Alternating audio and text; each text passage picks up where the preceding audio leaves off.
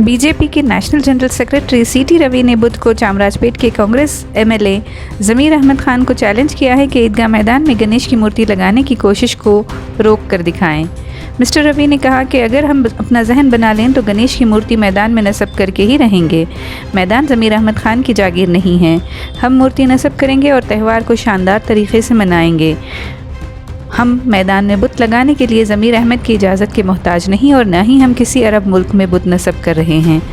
ज़मीर अहमद खान को फेस्टिवल मनाने की इजाज़त न देने का इख्तियार किसने दिया? क्या वो स्पेशल ऑफिसर है? ये फ़ैसला तो मुकामी इंतज़ामिया करेगी।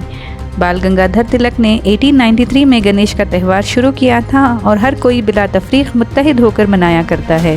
हमारी बदकिस्मती के इसके लिए हमें ज़मीर अहमद खान से इजाज़त लेनी चाहिए।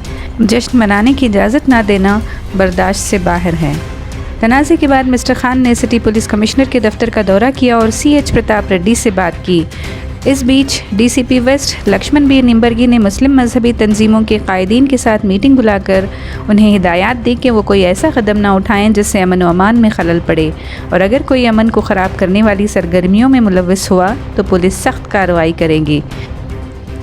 मिस्टर निम्बर्गी ने मंगल को हिंदू तंजीमों के लीडरों से मुलाकात की थी और उन्हें भी यही हिदायत दी थी।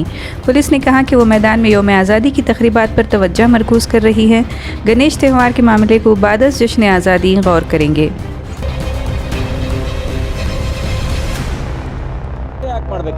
ಈಗ ಮಾಡಬೇಡಿ ಅಂತ ಹೇಳೋ ಅಧಿಕಾರ ಜಮೀರ್ ಅಹಮದ್ ಅವರಿಗೆ ಯಾರು ಕೊಟ್ಟಿದ್ದಾರಾ?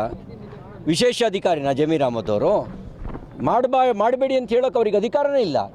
ಮಾಡಬೇಕೋ ಬಿಡಬೇಕೋ ಕೊಡಬೇಕೋ ಬಿಡಬೇಕೋ ಅನ್ನೋದನ್ನು ಅಲ್ಲಿರುವಂಥ ಜಿಲ್ಲಾಡಳಿತ ಸೂಕ್ತ ತೀರ್ಮಾನ ತೆಗೆದುಕೊಳ್ಳುತ್ತೆ. ಬಾಲ್ ಗಂಗಾಧರ್ ತಿಲಕರು 1893ರಲ್ಲಿ ಸಾರ್ವಜನಿಕ ಗಣೇಶೋತ್ಸವ ಪ್ರಾರಂಭ ಮಾಡಿದ್ದು. ಎಲ್ಲರೂ ಒಂದಾಗಿ ಸೇರಿ ಆಚರಿಸುವಂಥ ಹಬ್ಬ ಅದು. ಜಾತೀಯತೆ ಅಸ್ಪೃಶ್ಯತೆ ಯಾವ ಭಾವ ಇಲ್ಲದೆ ಆಚರಿಸುವಂಥ ಹಬ್ಬ.